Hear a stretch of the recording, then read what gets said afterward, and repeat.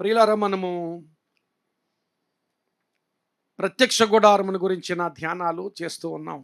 దేవుడు చాలా విషయాలు ఈ ప్రత్యక్ష గుడారము అనే అంశం నుండి బోధిస్తున్నారు. దాన్ని బట్టి దేవునికి స్తోత్రం చెల్లిస్తున్నాను. ఇంతకుముందు ప్రత్యక్ష గుడారాన్ని గురించి పోయిన వారం వరకు 31 సందేశాలు మనం ధ్యానం చేసాం. ఈరోజు దేవుడు మనతో 32వ సందేశాన్ని మాట్లాడబోతున్నాడు. ఆ మాటలు మనకు ఆశీర్వాదకరంగా ఉండగలిగేటట్లుగా విందాం. ప్రత్యక్ష గుడారం ఒకసారి మనం ధ్యానం చేయబోయే విషయాన్ని ఒకసారి, ఇది ప్రత్యక్ష గుడారం నమూనా మనం ప్రతి వారం చూస్తున్నాం. ఈ నమూనాలో మనం వీటన్నిటినీ ధ్యానం చేసాం. ఇది ప్రాకారం, ఇది సన్నపునార వస్త్రాలతో చేయబడిన ప్రాకారము. తూర్పు భాగాన్ని గుమ్మాన్ని ఉంచారు. ఇది మానవుని ప్రణాళికతో చేసిన మందిరం కాదు. దేవుడు తానే మోషేకు, ఇశ్రాయేలు ప్రజలకు ఆజ్ఞాపించి ఆయన నిర్మించమని చెప్పిన రీతిలో నిర్మించిన మందిరం ఇది. అదే ప్రత్యక్ష గుడారం. తూర్పున గుమ్మం ఏర్పాటు చేశారు. ఈ ఈ ప్రాకారం గురించి ధ్యానం చేసాం. ఈ గుమ్మాన్ని గురించి ధ్యానం చేసాం. గుమ్మంలో ప్రవేశిస్తే ఇదంతా కూడా వెలుపలి ఆవరణ అని పిలుస్తారు, అంటే ఔటర్ కోర్ట్ అని పిలుస్తారు. ఈ ఔటర్ కోర్ట్ గురించి కూడా ధ్యానం చేసాం. గుమ్మంలో ప్రవేశించగానే ఇక్కడ బలిపీఠం ఉంది. బలిపీఠం గురించి చాలా చాలా ధ్యానాలు చేసాం. బలిపీఠం గురించి, ఆ తరువాత బలిపీఠం దాటి వెళితే ఇక్కడ ఇత్తడి గంగాళం ఉంటుంది. ఈ బలిపీఠం మీద బలి అర్పణ అర్పించిన యాజకులు ఇత్తడి గంగాళంలో ఉన్న నీరును ఉపయోగించి వారి చేతులు కాళ్ళు శుభ్రపరుచుకోవాలి. అది విధి. అది కనుక ఆ ఇత్తడి గంగాళం గురించి ధ్యానం చేసాం. ఆ తరువాత ఇది మందిరం. ఇది అసలు మందిరం. ఈ మందిరంలో 2 భాగాలు ఉన్నాయి. ఇదంతా పరిశుద్ధ స్థలం అని పిలుస్తారు. ఈ లోపల భాగాన్ని ఇది అతి పరిశుద్ధ స్థలం అని పిలుస్తారు. ఈ పరిశుద్ధ స్థలములో 3 ఉపకరణాలు ఉన్నాయి. ఇక్కడ సముఖపు రొట్టెల బల్ల అంటారు, లేక సన్నిధి రొట్టెల బల్ల అంటారు. ఇది దీపవృక్షము అంటారు. అదే ఇది ధూప వేదిక అంటారు.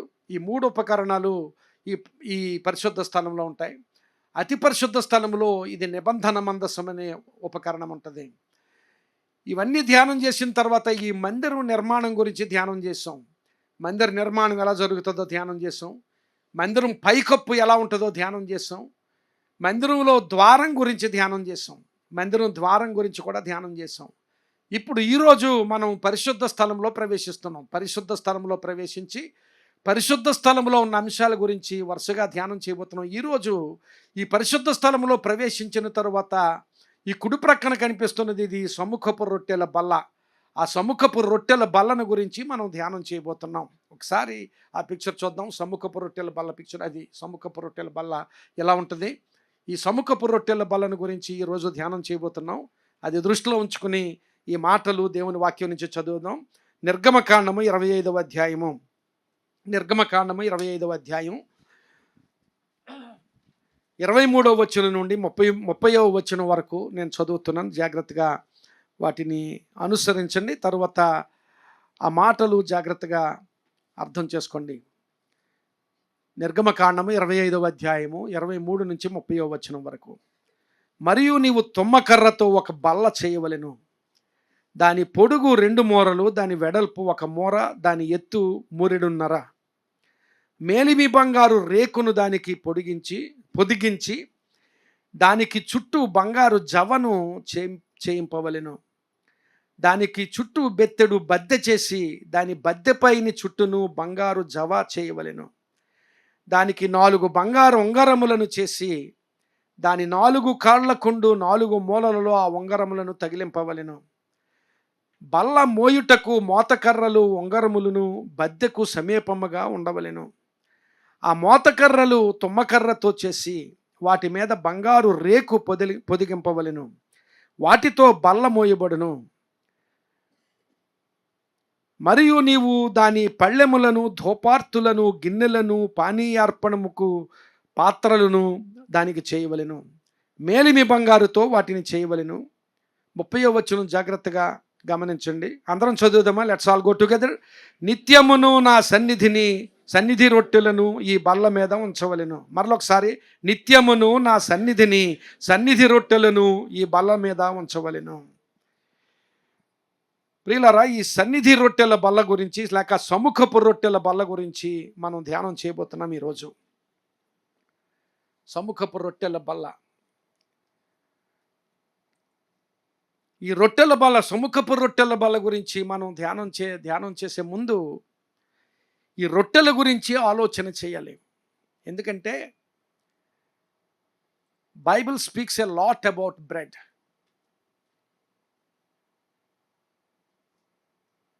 ఇంకొక మాటలో చెప్పాలంటే there is a lot of theology around bread. బైబిల్లో బ్రెడ్ అనే మాట ఉన్న ప్రతి చోట మనం ధ్యానం చేస్తే చాలా వేదాంతపరమైన సత్యాలు, వేదాంతపరమైన లోతైన విషయాలు మనం గ్రహించగలం. ఎందుకంటే ఈ రొట్టెలు అనే మాట పాత నిబంధనలో ప్రత్యేకంగా ప్రస్తావించబడిన ప్రతిసారి ఆ రొట్టెలు అనే మాటలోనే ఇశ్రాయేలు ప్రజల జీవితం ఉంది. అంటే రొట్టెలు తినడం వల్ల జీవితం అని కాదు.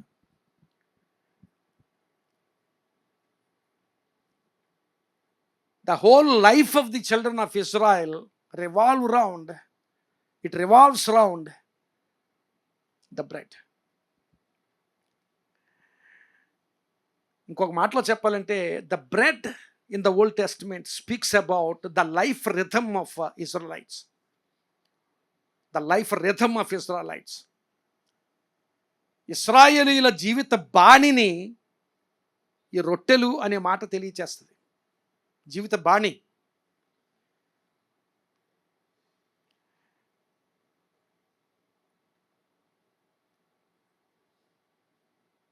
The life rhythm of Israelites was an agricultural rhythm. ఇశ్రాయేలు ప్రజల జీవిత విధానాన్ని చూస్తే మన భారతదేశంలో వ్యవసాయ ప్రధానమైన జీవితం ఎలాగైతే ఉందో, ఇశ్రాయేలు ప్రజల జీవితాన్ని ఇది ఇప్పుడు కాదు, ఎప్పుడో ఇంచుమించు 3000 సంవత్సరాల క్రితం మాట, లేక 2500 క్రీస్తు పూర్వము 2500 సంవత్సరాల క్రితం మాట. అప్పటి ఆ ప్రజల జీవితాలు వ్యవసాయం చుట్టూ, ఆహారం చుట్టూ, రొట్టెల చుట్టూ అల్లబడి ఉండేది. విత్తడం, పంట పండించడం, ఆ పంట కోయడం, ఆ గింజలు పిండిగా విసరడం, ఆ మాటలు కూడా ఉన్నాయి దేవుని వాక్యంలో. పిండి విసురుట, పిండిగా తిరగలి విసరడం, పిండి చేసి పిండి పిసకడం, ఆ మాటలు కూడా ఉన్నాయి. నీ పిండు పిసుకు తొట్టి నువ్వు ఆశీర్వదిస్తాడు దేవుడు అని చెప్పాడు.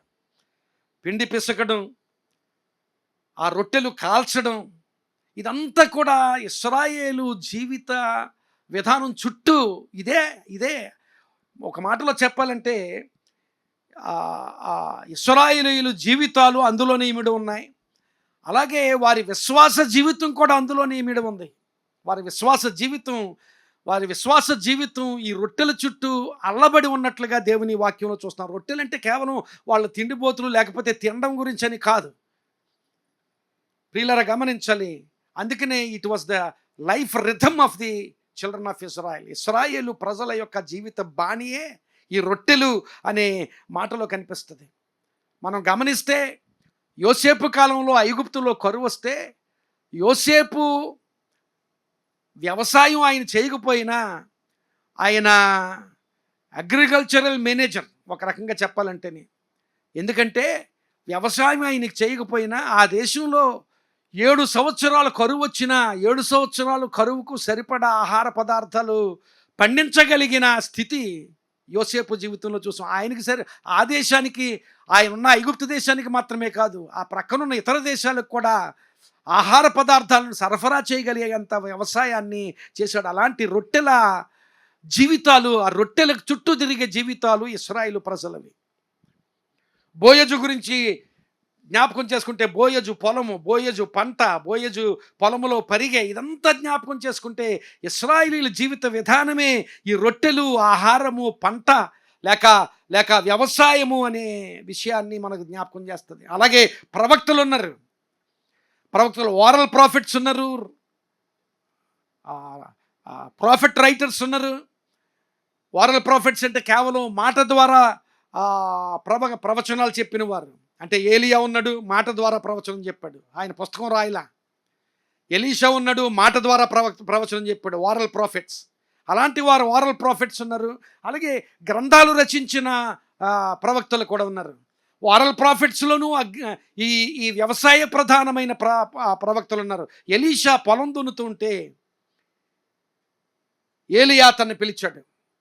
అలాగే ఆమోసు గ్రంథాన్ని రచించిన ఆమోసు గ్రంథకర్త అయిన ఆమోసు కూడా వ్యవసాయ ప్రధానమైన జీవితాన్ని జీవించినవాడు. అలా మనం చూసినట్లయితే ఇశ్రాయేలు జీవితం చుట్టూ కూడా ఈ రొట్టెలు అనే అంశము అల్లుకొని ఉన్నట్లుగా మనం గమనించగలం. ఆ రొట్టెలు అనేది ప్రియులారా గమనించాలి. మనకు ఒక సామెత ఉంటుంది, ఏం చేసినా పొట్టకూటి కొరకని, కోటి విద్యలు కూటి కొరకే అని ఒక సామెత ఉంది. అంటే ఏం చేసినా ఏ పని చేసినా ఏ వ్యాపారం చేసినా ఈ లోకంలో మనం ఏం చేసినా దాని కొరకే. కనుక ఈ రొట్టెలు అనేది ఆ దేవుని సన్నిధిలో ఒకసారి పిక్చర్ ఆ దేవుని సన్నిధిలో ఈ సముఖపు రొట్టెల బల్ల ఉన్నది చూడండి. ఈ సముఖపు రొట్టెల బల్ల పైన రాబోయే వారాల్లో ఇంకా ధ్యానం చేస్తాం. ఇక్కడ చూడండి, 6 వరుసలుగా ఈ రొట్టెలు ఉంచారు. ఇది 1 2 3 4 5 6 6 వరుసలుగా ఈ ప్రక్కన 6 రొట్టెలు, ఈ ప్రక్కన 6 రొట్టెలు. ఇశ్రాయేలు గోత్రాలు 12 గోత్రాలు గనుక ప్రతి గోత్రానికి సూచనగా 12 రొట్టెలను, అంటే ఎవరిని విడిచిపెట్టలేదు దేవుడు. తన ప్రొవిజన్ ఇవ్వడంలో లేక మన అవసరతలు తీర్చబడడంలో ఎవరిని విడిచిపెట్టేవాడు కాదు అనే విషయాన్ని ఆ సముఖపు రొట్టెల బల్ల ద్వారా దేవుడు మనకి తెలియచేస్తున్నాడు. ప్రియులరా, దేవుడు ఎంత శ్రద్ధ కలిగిన వాడో ఆ సముఖపు రొట్టెల బల్లలో మనం చూడగలం. ఈరోజు ఈ సముఖపు రొట్టెల బల్ల గురించి ధ్యానం చేస్తూ మొదటి సందేశం, దాని గురించి అందించే మొదటి సందేశము, దేవుడు నీ యందు నిలుపు శ్రద్ధ అనే అంశాన్ని ధ్యానం చేయబోతున్నాం. దేవుడు నీ యందు నిలిపే శ్రద్ధ. ఆయన నీ కొరకు ఏ విధంగా కేర్ తీసుకుంటున్నాడు, what kind of care God is taking about you, నీ గురించి ఎలాంటి శ్రద్ధ వహిస్తున్నాడు దేవుడు నీ గురించి లేక నీ యందు నిలుపుతున్న శ్రద్ధను గురించి మనం ధ్యానం చేద్దాం. ఫిలిప్పీలకు రాసిన పత్రిక 4వ అధ్యాయం 19వ వచనం చదువుదాం. ఫిలిప్పీలకు రాసిన పత్రిక 4వ అధ్యాయము 19వ వచనంలో ఈ మాటలు ఉన్నాయి. కాగా దేవుడు తన ఐశ్వర్యము చొప్పున క్రీస్తు యేసునందు మహిమలో మీ ప్రతి అవసరమును తీర్చును అనే మాటలు అక్కడ ఉన్నాయి, గమనించాలి.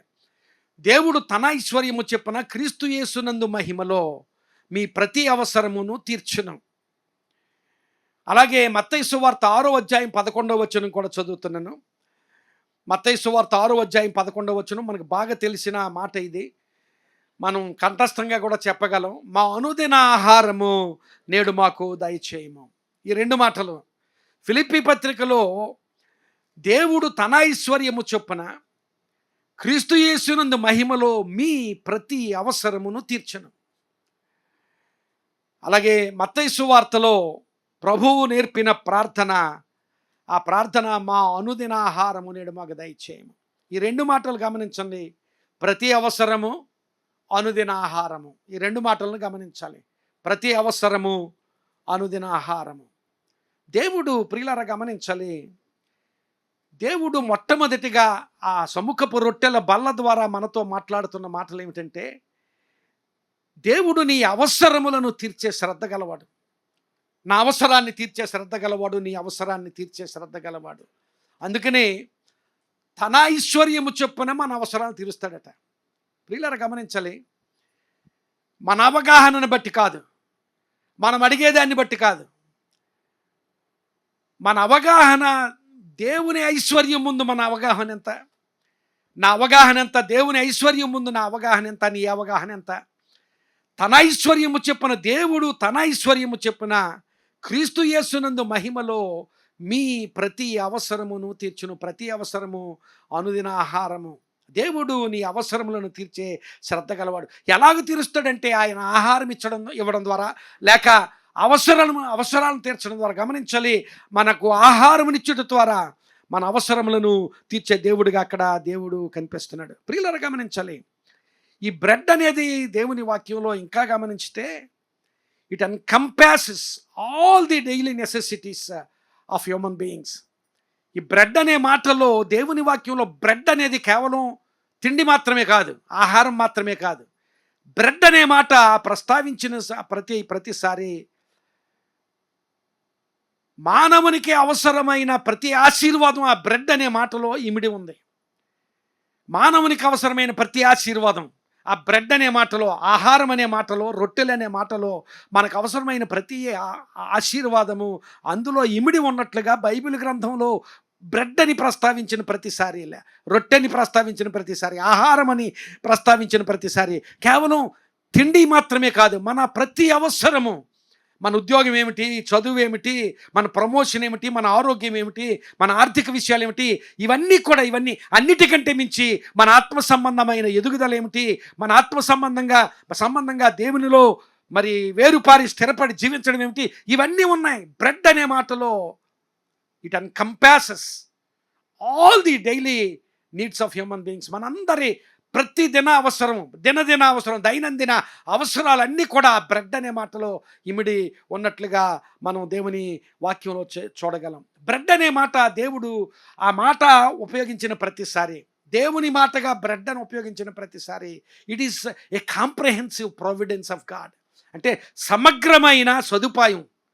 అది కేవలం ఒక ఆహారం మాత్రమే కాదు, కేవలం ఒక తిండి మాత్రమే కాదు, కేవలం ఒక పూట భోజనం మాత్రమే కాదు, లేకపోతే నీకు అవసరమైన చిన్న అవసరాలు తీర్చడం మాత్రమే కాదు. It is a comprehensive providence of God. దేవుని దగ్గర నుంచి సమగ్రమైన ఏర్పాటు, నీ జీవితానికి అవసరమైన సమగ్రమైన ఏర్పాటు, అంటే అన్నిని నీ జీవితంలో అవసరమైనవన్నీ. అది ఆర్థిక స్థిరత్వం కావచ్చు, లేకపోతే కుటుంబంలో స్థిరత్వం కావచ్చు, లేకపోతే నీ ఉద్యోగం కావచ్చు, నీ ప్రమోషన్ కావచ్చు, చదువులు కావచ్చు, కుటుంబం ఏదైనా కావచ్చు, అవన్నీ కూడా బ్రెడ్ అనే మాటలో ఒక్క మాటలో ఇమిడి ఉన్నాయి. ఆ ఒక్క మాట ఒక సమగ్రమైన మాటగా మనకి అర్థమవుతుంది. సమగ్రమైంది అంటే అన్నీ అందులో ఉంటాయి. Everything is involved and included in it. అందుకనే ప్రతి అవసరము అనుదిన ఆహారము. ప్రతి అనే మాటలో అన్నీ ఇమిడిపోయాయి.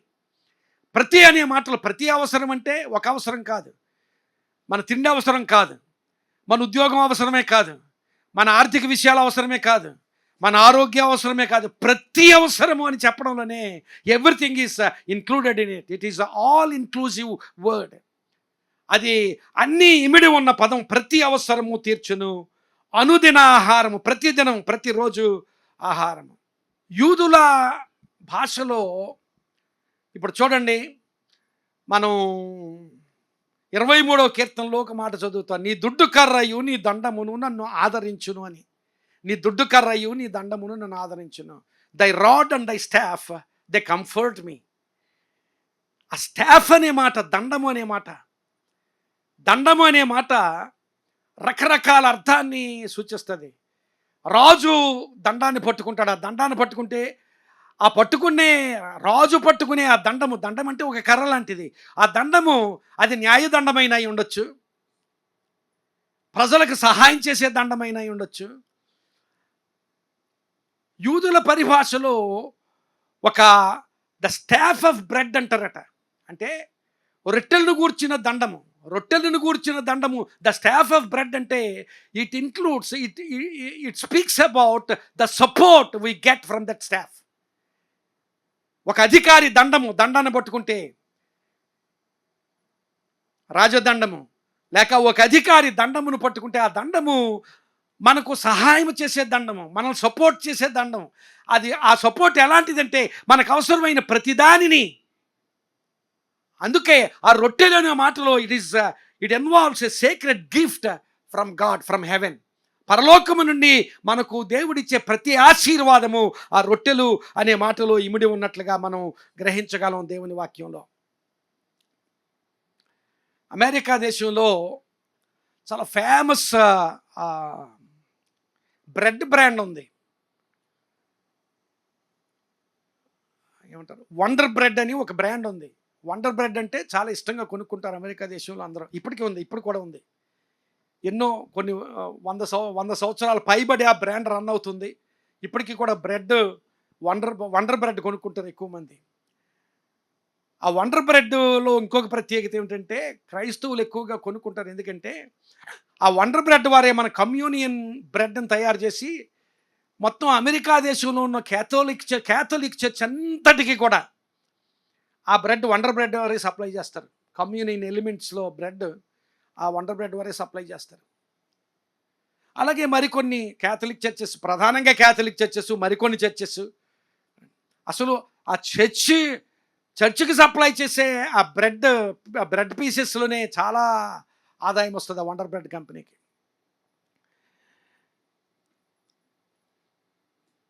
మన ప్రార్థన ఏమిటి? Give us this day our daily bread. Give us this day our daily bread. ఒకసారి పోప్ గారి దగ్గరికి, ఇది నిజంగా జరిగింది అయ్యి ఉండదేమో అనుకుంటున్నాను, నేను చదివాను. పోప్ గారి దగ్గరికి కేఎఫ్సి కంపెనీ అధినేత ఒక ఆయన ఎవరో వెళ్ళాడట. కేఎఫ్సి కంపెనీలో చాలా గురుతరమైన బాధ్యత ఉన్న పెద్ద అధికారి. కేఎఫ్సి మనం రోజు చూస్తున్నాం కదా. కేఎఫ్సి తెలియని వాళ్ళు ఎవరు? అధికారి వెళ్ళి పోపు దగ్గర ఇంటర్వ్యూ తీసుకుని అక్కడికి వెళ్ళి, your highness I have a request అని అడిగాడట. Your holiness I have a request అని అడిగాడట. ఏంటయ్యా అదంటే, ఏం లేదండి, I want to offer you $10 million. I want my request to be fulfilled. నా మనవి మీరు అంగీకరించాలి. నేను డొనేషన్గా క్యాథలిక్ చారిటీస్కి ఒక $10 million ఇస్తానయ్యా అని చెప్పాడట. ఏంటి నీ రిక్వెస్ట్ ఏంటంటే, ఆ బైబిల్లో ఉన్న మాట give us this day our daily bread అనేది తీసివేసి give us this day our daily chicken అని పెట్టమన్నాడట. Give us this day our daily chicken అని పెడితే మాకు ప్రమోషన్ వస్తుంది, మాకు సేల్స్ పెరుగుతాయి కదా, కేఎఫ్సిలో సేల్స్ పెరుగుతాయి. Give us this day our daily chicken అని పెట్టమన్నాడట. అలాగే అలా కుదురుతుంది, దేవుని వాక్యం మార్చడం ఎలా అవుతుంది? మార్చలేనయ్యా అన్నాడట. అప్పుడు అన్నాడట, అలా అయ్యా ఆలోచించండి, ఎంతో ఆశతో వచ్చాను మీ దగ్గరికి, $10 million కాకపోతే $50 million అండి, చూడండి అన్నాడట. చెప్పాను కదయ్యా బైబిల్లో మాటలు మార్చలేం కదా అని చెప్పేసి అంటే, how about $100 million?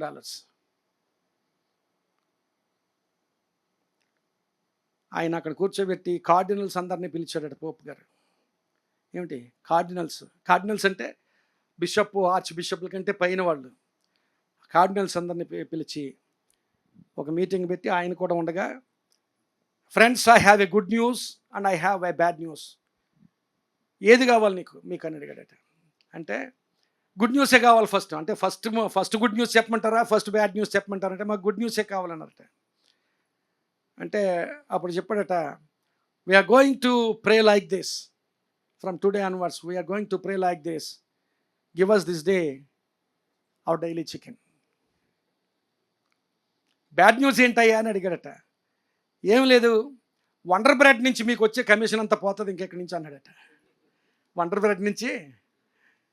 Bread company నుంచి మీకు వచ్చే కమిషన్ అంతా పోతుందయ్యా అన్నాడట. ఇక్కడ రొట్టెలు అనే విషయంలో మనం గమనించినట్లయితే, ఆ రొట్టెలు ఇశ్రాయేలీల జీవితాల్లో ఆ రొట్టెల చుట్టే జీవితం అంతా తిరుగుతుంది. ఆ రొట్టెలు అనేది ఒక కేవలము ఈవెన్ ఇశ్రాయేలీల జీవితాల్లోనైనా కొత్త నిబంధనలోనైనా రొట్టెలు అనే మాటలో కేవలం తిండి, ఆహారం అనే అర్థాన్నే సూచించే విషయం కాదు. మన ప్రతి అవసరము ఆ రొట్టెల్లో ఇమిడి ఉంది. యేసుక్రీస్తు ప్రభు దగ్గరికి ఒకసారి ఒక స్త్రీ వచ్చింది. ఆ స్త్రీ వచ్చి, ఆమె అన్యురాలు, కనాను స్త్రీ అని ఉన్నది, సిరేఫెనికయ స్త్రీ అని ఉన్నది. ఆ స్త్రీ వచ్చి, అయ్యా నా కుమార్తె దయ్యం పట్టి బాధపడుతుంది, స్వస్థపరచమని, దావీదు కుమారుడా కరుణించుమని కేకలు వేస్తుందట. వారు నడిచి వెళుతుంటే, శిష్యులు ఆయన నడిచి వెళుతుంటే ఆమె వెనుక కేకలు వేస్తూ వెంబడిస్తుంటే ఆయన వెళ్ళిపోతున్నాడు. శిష్యులు అడిగారట, అయ్యా ఆమె అలాగూ కేకలు వేస్తూ మన వెంబడి రాకుండా ఆమెను పంపించివేయమన్నారు శిష్యులు. యేసుక్రీస్తు ప్రభు ఆగి, ఏమిటమ్మా అంటే, ఇదిగో నా కుమార్తె దయ్యం పట్టి బాధపడుతుంది అన్నప్పుడు ఆమె అడిగింది ఏమిటి అంటే, ఏమడిగింది? కుమార్తెకు స్వస్థత అడిగింది. కుమార్తెను బాగు చేయమని అడిగింది. ప్రభు ఏం చెప్పాడు తెలుసా? పిల్లల రొట్టెలు తీసి కుక్క పిల్లలకు వేయుట యుక్తం కాదు అన్నాడు. నువ్వు అడిగే స్వస్థత గురించి ఆయన మాట్లాడుతూ, అది రొట్టె అని చెప్పాడు. Your healing is your bread. అంటే ఈ మాటలు ఎందుకు చెప్తున్నానంటే, రొట్టెలు అనే మాటలో కేవలం ఆహారము, తిండి, లేకపోతే పోషణ అని మాత్రమే కాదు. పిల్లల రొట్టెలు తీసి ఆమె స్వస్థత అడుగుతుంది. ఆ స్వస్థతను రొట్టెలతో పోలుస్తున్నాడు ప్రభు. పిల్లల రొట్టెలు తీసి కుక్క పిల్లలకు వేయుట యుక్తము కాదంటే ఆమె అన్యురాలు కనుక ఆ మాట అలాగ ప్రభువు చెప్పాడు. ఇప్పుడు ఆ రొట్టెలు అనే మాటలో స్వస్థత ఉన్నది. యేసుక్రీస్తు ప్రభు మాటల్లో ఒకసారి చూడండి కావాలంటే మత్తయి సువార్త 15వ అధ్యాయము, మత్తయి సువార్త 15వ అధ్యాయము 25-26 వచనాలు. అయినను ఆమె వచ్చి ఆయనకు మ్రొక్కి, ప్రభువా నాకు సహాయము చేయమని అడిగెను. అందుకు ఆయన పిల్లల రొట్టె తీసుకొని కుక్క పిల్లలకు వేయుట యుక్తము కాదని ఆయన చెప్పాడట. పిల్లల రొట్టెను తీసి ఆమె అడిగేది స్వస్థత అయితే ఆయన రొట్టె గురించి మాట్లాడుతున్నాడు. That is the bread for that women. ఆ బ్రెడ్ అనే మాటలో స్వస్థత ఇమిడి ఉంది. ఆ బ్రెడ్ అనే మాటలో మన అవసరాలు ఇమిడి ఉన్నాయి. ఆ బ్రెడ్ అనే మాటలో అన్నీ ఇమిడి ఉన్నాయి. ఇమిడి ఉన్నాయి. రొట్టెలు అనే మాట అన్నీ ఇమిడి ఉన్న మాట గమనించాలి. అందుకనే మన ప్రతి అవసరమును తీర్చేది ఆ రొట్టెల బల్లలో, ఆ సన్నిధి రొట్టెల బల్ల అక్కడ దేవుడు ఉంచాడు. అంటే కారణం ఏమిటంటే he wants to convey that he cares for your needs. నీ అవసరాలను తీర్చే దేవుడు అనే విషయాన్ని తెలియచేయడానికి దేవుడు ఆ పరిశుద్ధ స్థలములో ఆ సముఖపు రొట్టెల బల్ల 12 గోత్రాలకు సూచనగా 12 రొట్టెలను అక్కడ ఉంచమని, అది కూడా దేవుడే చెప్పాడు. అది ఎవరో మానవుడు ఉంచిన పని కాదు. ఆ బలను ఎలా చేయాలి? ఆ బలను చేసిన తర్వాత ఆ 12 రొట్టెలను 6 ఒక వరుసలను, మరొక 6 రెండో వరుసలను, 12 రొట్టెలను అక్కడ ఉంచమని కూడా దేవుడే చెప్పిన మాటలు తర్వాత రాబోయే వారాల్లో మనం చూడబోతున్నాం. ప్రియులారా, ఆ సన్నిధి రొట్టెలు లేక సముఖపు రొట్టెలను అక్కడ పరిశుద్ధ స్థలంలో ఉంచడంలో దేవుడు తెలియచేస్తుంది ఏమిటంటే, I M a God who cares for your needs. నేను నీ అవసరతల పట్ల లక్ష్యం ఉంచే దేవుణ్ణి, నీ అవసరతల పట్ల నేను శ్రద్ధ వహించే దేవుణ్ణి, నీ అవసరతలను తీర్చే దేవుణ్ణి అని చెబుతున్నాడు దేవుడు ఆ సముఖపు రొట్టెల బల ద్వారా. దేవునికి స్తోత్రం చెప్దాం. హల్లెలూయా, హల్లెలూయా. రాజుల 2వ గ్రంథము 4వ అధ్యాయము 42-44 వచనం వరకు అక్కడ ఎలీషా ప్రవక్త ఆ ఇశ్రాయేలు దేశంలో ప్రవక్తగా ఉన్నప్పుడు అక్కడ ఒక సంఘటన జరిగింది. మరియు ఒకడు బయల్షాలీషా నుండి మొదటి పంట బాపతు యవల పిండితో చేయబడిన 20 రొట్టెలను, క్రొత్త గోధుమ వెన్నులను, కొన్ని పండ్లను తీసుకొని వచ్చి దైవజనుడైన అతనికి కానుకగా ఇయ్యగా, అతడు జనులు భోజనము చేయుటకు దాన్ని వడ్డించుమనెను. అయితే అతని పనివాడు 100 మందికి వడ్డించుటకు ఇవి ఎంతవని చెప్పగా, అతడు వారు తినగా మిగులునని యెహోవా సెలవిచ్చి ఉన్నాడు గనుక జనులు భోజనము చేయునట్లు వడ్డించుమని మరలా ఆజ్ఞ ఇచ్చెను. పనివాడు వారికి వడ్డింపగా యెహోవా సెలవిచ్చినట్లు అది వారు తినిన తరువాత మిగిలిపోయెను. 100 మందికి సరిపడినంత ఆహారం కాదది. కానీ ఆ ఆహారాన్ని వడ్డించమన్నప్పుడు తినిన తరువాత ఇంకా మిగిలిపోయిందట. 20 రొట్టెలు మాత్రమే తెచ్చాడు. 100 మంది ఉన్నారు అక్కడ. ఆ 100 మందికి వడ్డించగా తినిన తరువాత మిగిలిపోయిన. యేసుక్రీస్తు ప్రభు పరిచర్యలో కూడా 2 పర్యాయాలు అలాంటి సంఘటనలు జరిగాయి. 5 రొట్టెలు 2 చిన్న చేపలు ఎంతమందికి పెట్టాడు?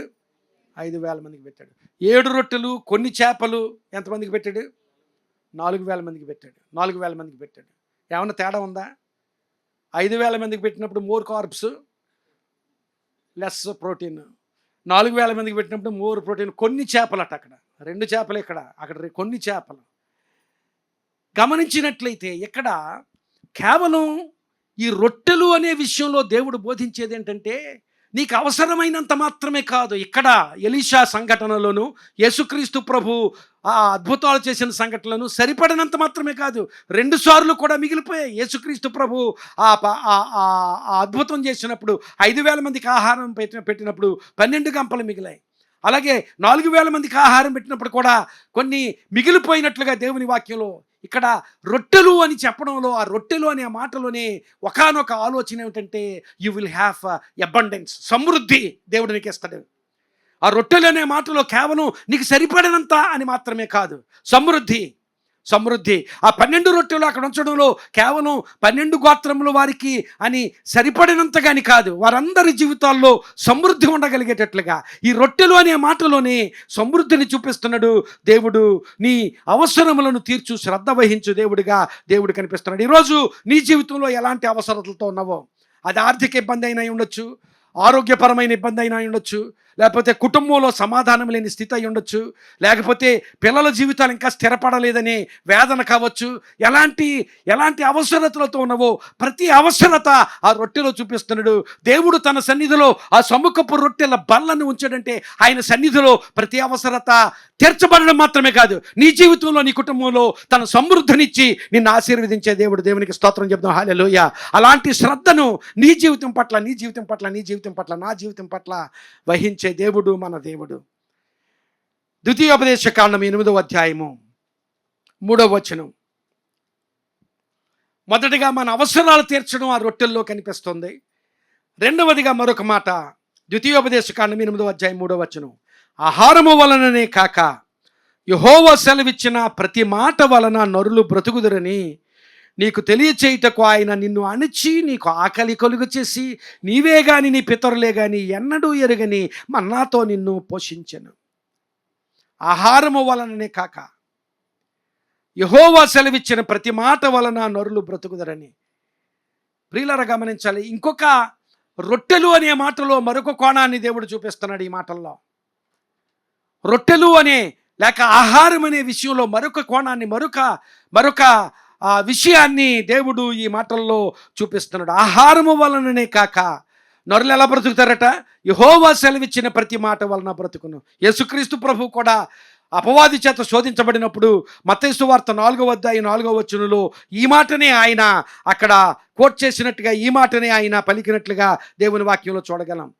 అందుకైన 4వ అధ్యాయం 4వ వచనం మత్తయి సువార్త, అందుకైన మనుష్యుడు రొట్టె వలన మాత్రము కాదు కానీ దేవుని నోట నుండి వచ్చు ప్రతి మాట వలన జీవించును అని వ్రాయబడి ఉన్నది అని. దేవుడు నీ అవసరతల విషయంలో, శారీరక సంబంధమైన అవసరతల విషయంలో, ఆరోగ్యం విషయంలో, ఆర్థిక విషయాల్లో, కుటుంబ విషయాల్లో మాత్రమే కాదు, దేవుడు నీ మానసిక ఆత్మ అవసరతల విషయమై శ్రద్ధ గలవాడుగా కనిపిస్తాడు. అందుకనే ఎలా శ్రద్ధ గలవాడు, ఎలాగూ ఆ అవసరతలు తీరుస్తాడంటే వాక్యమనే ఆహారం ద్వారా, వాక్యమనే రొట్టె ద్వారా. వాక్యము మనుష్యుడు రొట్టె వలన మాత్రమే కాదు కానీ దేవుని నోటి నుంచి వచ్చు ప్రతి మాట వలన జీవించును అని అక్కడ యేసుక్రీస్తు ప్రభు చెప్పిన మాటల్లో, అలాగే ద్వితీయోపదేశకాండంలో దేవుడు చెప్పిన మాటలో ఆయన వాక్యమునిచ్చుట ద్వారా నీ మానసిక ఆత్మ అవసరములు విషయమై దేవుడు శ్రద్ధ కలిగిన వాడిగా కనిపిస్తాడు. శ్రద్ధ, దేవుని శ్రద్ధ కనిపిస్తోంది. ప్రియులారా, వాక్యము క్రైస్తవ జీవితానికి ఆహారమే. We feed on the word of God. దేవుని వాక్యాన్ని మనం ఆహారంగా స్వీకరిస్తున్నాం, మనం పోషించబడుతున్నాం.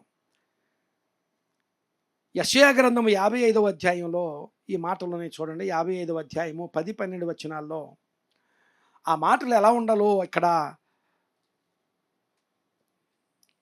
ప్రవక్త చెబుతున్నాడు.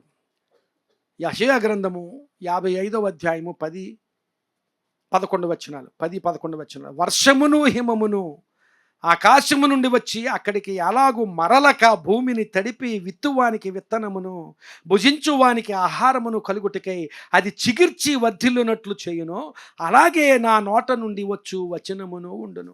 అర్థం చేసుకోవాలి ఆ వచనాన్ని. చాలా భావగర్భితమైన వచనం అది. మరలా చదువుతున్నాను చూడండి. యెషయా గ్రంథము 55వ అధ్యాయము 10వ వచనం. వర్షమును హిమమును అంటే వర్షము మంచు ఆకాశము నుండి వచ్చి అక్కడికి ఎలాగూ మరలక భూమిని తడిపి విత్తువానికి విత్తనమును భుజించువానికి ఆహారమును కలుగుటకై అది చిగుర్చి వర్ధిల్లునట్లు చేయునో, అలాగే నా నోట నుండి వచ్చు వచనమును ఉండును. నిష్ఫలముగా నా యొద్దకు మరలక అది నాకు అనుకూలమైన దాన్ని నెరవేర్చును, నేను పంపిన కార్యమును సఫలము చేయును. గమనించాలి. వర్షము మంచు భూమి మీద పడిన తర్వాత అది మరలా పైకి వెళ్ళదు కదా. భూమి మీద పడిన తర్వాత అది మరలా పైకి వెళ్ళదు. అదే అంటున్నాడు, వర్షమును హిమమును ఆకాశము నుండి వచ్చి మరలా ఆకాశమునకు ఎలాగూ మరలక భూమిని తడిపినప్పుడు ఆ భూమి విత్తువానికి విత్తనం ఇస్తుంది, అలాగే భుజించేవానికి ఆహారం ఇస్తుంది. భుజించువానికి ఆహారం కలుగు చేయుటకై అది చిగుర్చి వర్ధిల్లినట్లుగా వాక్యము మన హృదయాల్లోనికి విత్తబడుతున్నప్పుడు, వాక్యము మనం వింటూ ఉన్నప్పుడు ఆ వాక్యం మరలా వెనక్కి వెళ్ళిపోకూడదట. అది వర్షము మంచు భూమి మీద పడినప్పుడు ఆ భూమిలో ఇంకిపోతుంది, ఆ వర్షం ఇంకిపోతుంది, అలాగే మంచు ఇంకిపోతుంది భూమిలో. అలాగే దేవుని వాక్యం మన హృదయాల్లో విత్తబడుతున్నప్పుడు ఆ వాక్యము ఇంకిపోవాలి, మన హృదయాల్లో, మన జీవితాల్లో ఇంకిపోవాలి, మన అవగాహనలో ఇంకిపోవాలి. అలాగే ఇంకిపోయినప్పుడు అది గమనించండి, విత్తువానికి విత్తనమును భుజించువానికి ఆహారమును కలుగుడికై అది చిగుర్చి వర్ధిల్లినట్లు ఎలాగైతే ఆ వర్షము హిమము చేస్తావో అలాగే నా నోటి నుండి వచనమును ఉండును. ఎలా ఉంటుందట? నిష్ఫలముగా దేవుని యొద్దకు విత్తిన వాక్యం మరలా వెనక్కి వెళ్ళిపోకూడదు. నిష్ఫలముగా నా యొద్దకు మరలక అది నాకు అనుకూలమైన దాన్ని నెరవేర్చును, నేను పంపిన కార్యమును సఫలము చేయను. దేవుని ఆలోచన ఏమిటంటే, ఆ మాట చెప్పడంలో దేవుని మాటలు మన హృదయాల్లో విత్తబడుతున్నప్పుడు ఆ మాటలు నెరవేర్పులోనికి రావాలి, ఆ మాటలు సఫలతలోనికి రావాలి. అదే చెప్పాడు అక్కడ ఆ మాటలలో 11వ వచనంలో, నిష్ఫలముగా నా యొద్దకు వాక్యము మరలక అది నాకు అనుకూలమైన దాన్ని నెరవేర్చును, నేను పంపిన కార్యమును సఫలము చేయను. ఆ వాక్యం ద్వారా, వాక్యం మన హృదయాల్లో విత్తబడి ఆ విత్తబడిన వాక్యం మనకు సఫలత కలుగు చేయాలి, మన జీవితాల్లో నెరవేర్పును కలుగు చేయాలి. అలా చేసినప్పుడు మనం ఆశీర్వదించబడతాం, దేవుని నామం మహింపరచబడతాం. దేవునికి స్తోత్రం చెప్దాం. హల్లెలూయా, హల్లెలూయా. గమనించాలి ఆ నెరవేర్పు, సఫలత. ప్రియులారా, అక్కడ ఆ 55వ అధ్యాయము యెషయా గ్రంథం అంతా కూడా ఆహారం గురించే చెబుతుంది. ఆహారమును గురించి చెప్పబడిన మాటలు. అసలు మొట్టమొదటే ఆహారము కాని దాని కొరకు మీ రోకలను ఎలా వ్యర్థపరుచుదురు అన్నాడు. ఆహారము కాని దాని కొరకు. అసలైన ఆహారం ఏదంటే, అక్కడ అధ్యాయంలో దేవుడు చూపించేది ఏమిటంటే, అసలైన ఆహారం ఇది దేవుని వాక్యం, దేవుని మాట, దేవుని వాక్కు. అసలైన ఆహారం దేవుని మాట, దేవుడు ప్రకటించేది, దేవుని సన్నిధి నుంచి నువ్వు పొందుకునేది అసలైన ఆహారం.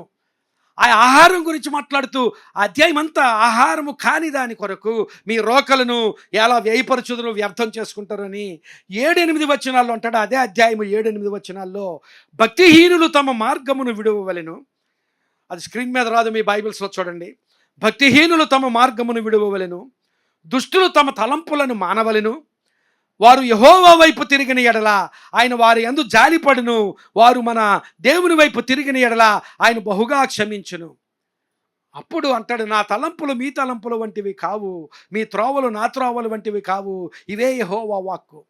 ఆ మాటలు మనము చదివినప్పుడు కొన్నిసార్లు అవుట్ ఆఫ్ కాంటెక్స్ట్ చదువుతాం, అవుట్ ఆఫ్ కాంటెక్స్ట్ దాన్ని కోట్ చేస్తాం. నా తలంపులు మీ తలంపులు వంటివి కావు, నా త్రోవలు మీ త్రోవలు వంటివి కావు, లేక నా ఆలోచనలు మీ ఆలోచనలు వంటివి కావు అన్నప్పుడు దానిని దేవుడు మన ఆలోచన కంటే కూడా ఎక్కువగా ఆశీర్వదిస్తానని మాట్లాడుతున్నాడు అని మనం అంటూ ఉంటాం. అక్కడ చెప్పింది ఏంటంటే,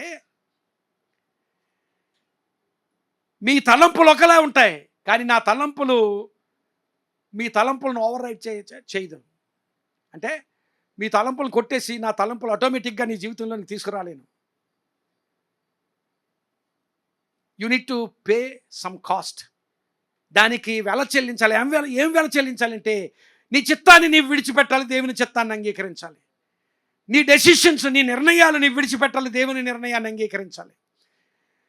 నీ తీర్మానాలను నీవు విడిచిపెట్టాలి, దేవుని తీర్మానాన్ని నీ జీవితంలో అంగీకరించాలి. నీ ఆలోచనలు విడిచిపెట్టాలి, దేవుని ఆలోచనలు అంగీకరించాలి. అలాంటి వెల చెల్లించాలి. అందుకనే అంటాడు, భక్తిహీనులు తమ మార్గమును విడువవలెను, దుష్టులు తమ తలంపులను మానవలెను. అలా చేసినప్పుడు నా తలంపులు మీ తలంపులు వంటివి కావు, నా త్రోవలు మీ త్రోవలు వంటివి కావు. God's thoughts and God's ways do not overwrite our ways and our thoughts, but we need to leave our will, we need to leave our decisions. మన డెసిషన్స్, మన మన ఆలోచనలు, మన విల్లు, మన చిత్తం, ఇవన్నిటిని విడిచిపెట్టి దేవుని ఆలోచనలకు, దేవుని తలంపులకు, దేవుని చిత్తానికి మన జీవితాల్లో, మన హృదయాల్లో తావిచ్చినప్పుడు అప్పుడు ఆ వాక్యం హిమము వర్షము భూమి మీద పడి భూమిలో ఇంకి ఎలాగైతే విత్తనాన్ని, ఆహారాన్ని ఇస్తుందో, అలాగే నా వాక్యం మీ హృదయంలో విత్తబడినప్పుడు అది మీ హృదయంలోనికి వెళ్ళిపోవాలి. హృదయంలో ఇంకాలి, హృదయంలో చొచ్చుకొని పోవాలి, హృదయంలో నాటబడాలి. అలా నాటబడినప్పుడు అది మొలకెత్తి మీ జీవితాల్లో ఆశీర్వాదాన్ని ఇస్తుంది, నెరవేర్పును, సఫలతను ఇస్తుంది. ప్రియులారా, చాలాసార్లు వాక్యం విత్తబడుతూనే ఉంటుంది, వాక్యం చదువుతూనే ఉంటాం, వాక్యం విత్తబడుతూనే ఉంటుంది, వాక్యం వింటూనే ఉంటాం, నేర్చుకుంటూనే ఉంటాం. నేర్చుకున్న వాక్యం జ్ఞానంగా మిగిలిపోతుంది చాలాసార్లు. ఇది చాలా విచారకరమైన విషయం. కేవలం వాక్యం జ్ఞానం కొరకు అనుకుంటే ఆ జ్ఞానం నీకేం ఉపయోగకరం కాదు. జ్ఞానం ఉండడం మంచిది, కానీ ఆ జ్ఞానం అనుభవంగా మలుచుకున్నప్పుడు ఆ వాక్యం వల్ల నీవు ఆశీర్వదించబడతావు. వాక్యం జ్ఞానం కొరకే అనుకుంటే దానివల్ల నీవు ఆశీర్వదించబడవు. మనకంటే కూడా ఈ ఈ బైబిల్ నమ్మని వారు కూడా చాలామంది మనకంటే వాక్య జ్ఞానం కలిగిన వారు ఉన్నారు. వారికి అనుభవం లేదు, జ్ఞానం మాత్రమే ఉంది. వాక్యం కేవలం జ్ఞానంగా మాత్రమే, జ్ఞానం కూడా ఉండాలి, వాక్య జ్ఞానం కావాలి, కానీ ఆ జ్ఞానాన్ని అనుభవంగా మలుచుకునే స్థితి క్రైస్తవ జీవితాల్లో కావాలి. LA టైమ్స్ అని ఒక వారపత్రిక ఉంటుంది. LA టైమ్స్ అని అంటే loss Angeles times, loss Angeles నగరంలో ఆ పత్రిక. ఒకసారి ఆ పత్రికలో ఒక వ్యాసం ఏమిటంటే, ఆ సంవత్సరం ఫిబ్రవరి నెలలో కాలిఫోర్నియా రాష్ట్రం అంతా, అమెరికా దేశంలో కాలిఫోర్నియా రాష్ట్రం అంతా భయంకరమైన వర్షాలు పడ్డాయట. అందులో ప్రస్తావించిన విషయం ఏమిటంటే 18 ట్రిలియన్ గ్యాలన్స్ ఆఫ్ రైన్ పడిందట. 18 trillion gallons of rain. 1 trillion అంటే ఎంతో తెలుసా? 1,00,000 కోట్లు. 1,00,000 కోట్లు అయితే 1 ట్రిలియన్. 1,00,000 కోట్ల, 1,00,000 కాదు, 18 లక్షల కోట్ల గ్యాలన్స్ ఆఫ్ వాటర్ రైన్ పడిందట. అయితే ఆ పత్రికలో రాసింది ఏమిటంటే, అయితే ఇన్ని లక్షల కోట్లు, 18 లక్షల కోట్ల వర్షం పడినప్పటికీ కూడా ఉపయోగం లేదు, అంతా కూడా డ్రైన్ అయిపోయి సముద్రంలో కలిసిపోతుంది అని. దానివల్ల ఫలితం లేదు. మనకిన్ని లక్షల ట్రిలియన్ల ట్రూత్ దేవుడు మన హృదయంలో ఉంచాడో కాదు. నీవు పుట్టినప్పటి నుంచి, నువ్వు ప్రభువుని నమ్ముకున్నప్పటి నుంచి ఎంత వాక్య సత్యాన్ని నీ హృదయంలో ఉంచాడో దేవుడు. అది డ్రైన్లో వెళ్ళిపోయినట్టుగా సముద్రంలో కలిసిపోతుందా, లేక నిజంగా నెరవేర్పులోనికి, అలాగే సఫలతలోనికి ఆ వాక్యం వస్తుందా అనేది ప్రశ్న. వాక్యము మన మానసిక అవసరాలు తీరుస్తుంది, ఆత్మ సంబంధమైన అవసరాలు తీరుస్తుంది. ఎప్పుడైనా ఎలాంటి పరిస్థితులు ఉన్న ఆ పరిస్థితికి తగినట్టుగా వాక్యము, దేవుని వాక్యంలో దేవుడు మన కొరకు పొందుపరిచి ఉంచాడు. నువ్వు చాలా వేదనతో ఉన్నావా? వేదనతో ఉన్నప్పుడు ఆ వాక్యం 19వ కీర్తనలో ఒక మాట ఉంటుంది. 19వ కీర్తన 7వ వచనంలో యెహోవా నియమించిన ధర్మశాస్త్రము యథార్థమైనది, అది ప్రాణమును తెప్పరెల్ల చేయను. ఆ మాటే తెప్పరెల్ల చేస్తుంది. దేవుని వాక్యం అట ప్రాణాన్ని తెప్పరెల్ల చేస్తుందట, అంటే తిరిగి జీవింపజేస్తుంది. ఆ ప్రాణమును తెప్పరెల్ల చేయను.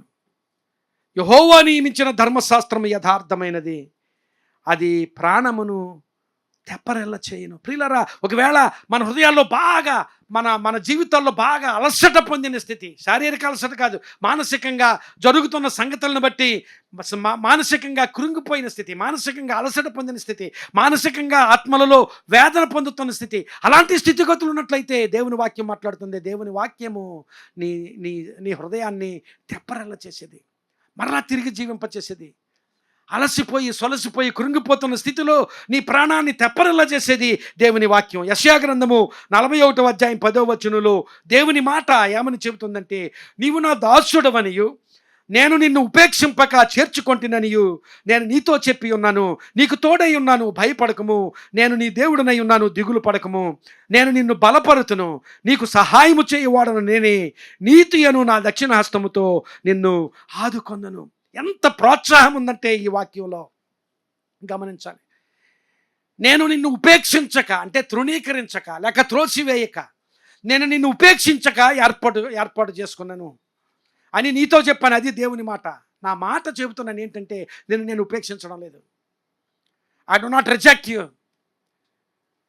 I do not deny you, I do not push you అవే. నిన్ను విసర్జించను, ఉపేక్షించను, నీకు తోడై ఉన్నాను. ఆ మాటలు గమనించాలి. ఇది దేవుడు ఎవరితోనో మాట్లాడుతున్నాడు ఈ ఉదయకాల సమయంలో. నీకు తోడై ఉన్నాను. అలిసిపోయావా, కృంగిపోయావా, లేక ఏ సమస్యలోనూ ఆ సమస్యతో బాధలు పడి పడి పడి అలసటకు గురయ్యి హృదయంలో కృంగిపోయిన అనుభవం ఉందా? దేవుడు మాట్లాడుతున్నాడు, నీకు తోడై ఉన్నాను, భయపడకము, నేను నీ దేవుడినై ఉన్నాను, దిగులు పడకము, నేను నిన్ను బలపరుతును, నీకు సహాయము చేయవాడును నేనే, నీతియను నా దక్షిణ హస్తముతో నిన్ను ఆదుకుంటానని దేవుడు ఆ మాటలు, దేవుని మాటలో పురికొల్పు ఉంది, దేవుని మాటలో ప్రోత్సాహం ఉంది. దేవుని వాక్యం, ఆ వాక్యం ద్వారా మానసిక ఆత్మ సంబంధమైన అవసరములను తీర్చడానికి శ్రద్ధ వహించే దేవుడు. He cares for you, for your physical needs, and he cares for you for your needs in your mind, needs in your spirit. నీ ఆత్మలోను నీ నీ మనస్సులోని ఎలాంటి స్థితిగతులు ఉన్నాయో ఆ స్థితిగతుల్లో నీ అవసరతలు తీర్చడానికి శ్రద్ధ వహించే దేవుడు. మరొక విషయం చెప్పి నేను ముగిస్తాను. యోహాను సువార్త 6:35 యేసు వారితో ఇట్లనెను, జీవాహారమును నేనే, నా యొద్దకు వచ్చువాడు ఏమాత్రమును ఆకలిగొనడు. ఒకటి, అవసరాలు తీర్చే ఆహారం, రొట్టెల గురించి మాట్లాడాడు. 2, ఆత్మ సంబంధమైన అవసరాలు తీర్చే వాక్యం గురించి మాట్లాడాడు. 3వ ఆహారం, 3వ రొట్టెలు ఏమిటంటే ఆయనే, నేనే జీవాహారాన్ని. I myself is the bread of life. జీవాహారం అని తెలుగులో ఉన్నది, I'm the bread of life. నేనే జీవాహారాన్ని, నేనే జీవాహారాన్ని. యోహాను 3:16 మనకు తెలిసిన వాక్య భాగం. దేవుడు లోకమును ఎంతో ప్రేమించెను, కాగా ఆయన తన అద్వితీయ కుమారునిగా పుట్టిన వాని యందు విశ్వాసముంచు ప్రతివాడును నశింపక నిత్య జీవము పొందునట్లు ఆయనను అనుగ్రహించిన. ఎవరిని అనుగ్రహించాడు?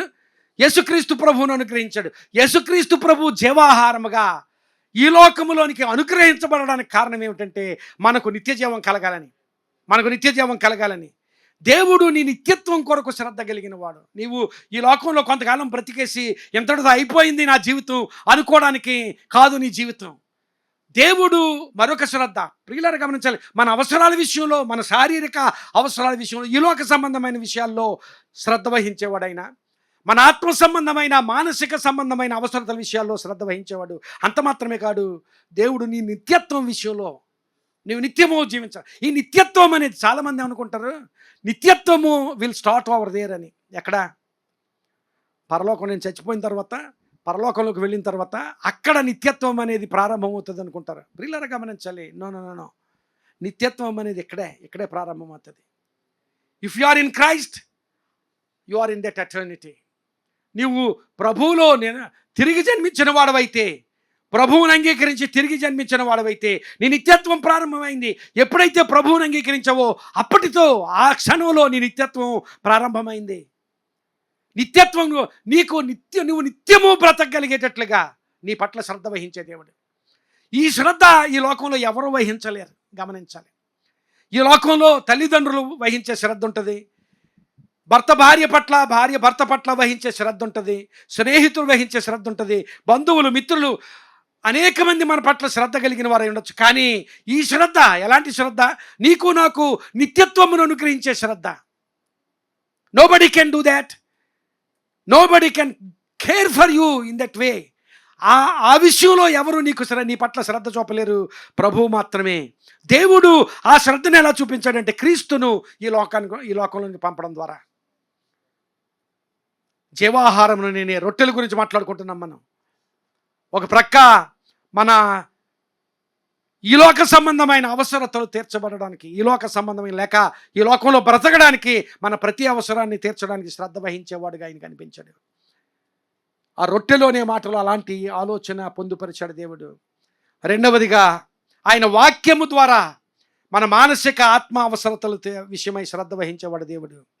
మూడవదిగా మన నిత్యత్వం కొరకు ఎలా శ్రద్ధ వహిస్తున్నాడంటే, యేసుక్రీస్తు ప్రభుని లోకంలోనికి పంపి ఆయనను సిలువలో బలియాగంగా అర్పించి నీ నిత్యత్వం నా నిత్యత్వం ఏర్పాటు చేశాడు దేవుడు. అందుకని యోహాను సువార్త 6 అధ్యాయం 41 యేసుక్రీస్తు ప్రభు చెప్పిన మాటలే, కుమారుని చూచి ఆయన యందు విశ్వాసముంచు ప్రతివాడును నిత్యజీవము పొందుటయే నా తండ్రి చిత్తం. కుమారుని చూచి అంటే యేసుక్రీస్తు ప్రభుని చూచి ఆయన యందు విశ్వాసముంచిన వాడు నిత్యజీవము పొందుటయే నా తండ్రి చిత్తము. అంత్యదినమున నేను వానిని లేపుదను, నిత్యము బ్రతుకుతాం, నిత్యము బ్రతుకుతాం. నిత్యము బ్రతికే స్థితి దేవుడు మనకు యేసుక్రీస్తు ప్రభు ద్వారా ఈ లోకంలో ఇచ్చిన సంగతి అక్కడ దేవుని వాక్యంలో కనిపిస్తుంది. సమరయ స్త్రీతో మాట్లాడుతూ నేను ఇచ్చే జలము జీవజలము అన్నాడు. ఆ జీవజలము త్రాగితే నువ్వు ఎప్పుడు దప్పికొనవు అన్నాడు. జీవజలము, ఆ జీవజలం అనేది ఆయన ఇవ్వబోయే ఆత్మను గురించి మాట్లాడాడు. జీవజలము అవన్నీ చూడనక్కర్లేదు. యోహాను సువార్త 11 అధ్యాయం 25-26 యేసుక్రీస్తు ప్రభు ఆ లాజరును సమాధిలో నుండి లేపే సందర్భంలో మార్తతో చెబుతాడు, ప్రభు నేనే పునరుద్ధానమును జీవమును, నేనే పునరుద్ధానమును జీవమును. అందుకు యేసు 11 అధ్యాయం యోహాను సువార్త 25-26 అందుకు యేసు పునరుద్ధానమును జీవమును నేనే, నా యందు విశ్వాసం ఉంచువాడు చనిపోయినను బ్రతుకును, బ్రతికి నా యందు విశ్వాసం ఉంచువాడు ప్రతివాడును ఎన్నటికీ నీ చనిపోడు. ఆ మాట గమనించాలి, ఎన్నటికీ నీ చనిపోడు. ఆ స్థితి యేసుక్రీస్తు ద్వారా మనకి ఇవ్వబడింది. దేవునికి స్తోత్రం, హల్లెలూయా. నిజంగా నీవు నూతన సృష్టివైతే, నిజంగా ప్రభువుని అంగీకరించిన వాడు, ఏదో అక్కడికి వెళ్తే ఏదో దేవుడు ఇస్తాడు, ఇది ఆ మేలు ఇస్తాడు, ఈ మేలు ఇస్తాడు అనే విశ్వాసం కాదు. నీ జీవితాన్ని సంపూర్ణంగా ఆయనకు అప్పగించుకొని, ఆయనను రక్షకునిగా అంగీకరించి ఆయనకు నీ జీవితాన్ని సంపూర్ణంగా అప్పగించుకున్న జీవితం అయితే ఆ స్థితిలో నీవు నిత్యం బ్రతుకుతావు. అతడు ఎన్నటికీ నీ చనిపోడు అన్నాడు. బ్రతికి నా యందు విశ్వాసం ఉంచిన వాడు ఎన్నటికీ నీ చనిపోడు. అలాంటి నిత్యత్వము యేసుక్రీస్తు ద్వారా దేవుడు నీ జీవితంలో ఏర్పాటు చేశాడు. అలాంటి శ్రద్ధ, నిత్యత్వమునిచ్చే శ్రద్ధ ఆయన మాత్రమే వహించగలడు. నీ జీవితం పట్ల నిత్యత్వమునిచ్చే శ్రద్ధ. 3 శ్రద్ధలు చూసాం. దేవుడు నీ పట్ల ఆయనకు ఆ సమ్ముఖపు రొట్టెల బల్లలో దేవుడు నీకు నాకు చూపించిన ఆ శ్రద్ధను మన ఈలోక సంబంధమైన అవసరతలు తీర్చడం విషయంలో దేవునికి శ్రద్ధ ఉంది. అలాగే మన ఆత్మ సంబంధమైన అవసరతలు, మన మానసిక సంబంధమైన అవసరతలు తీర్చడంలో ఆయన శ్రద్ధ వహించేవాడు. అంత మాత్రమే కాదు, మన నిత్యత్వము కొరకు ఆయన శ్రద్ధ వహించేవాడు. ప్రార్థన చేసుకుందాం, దయచేసి తల వంచండి.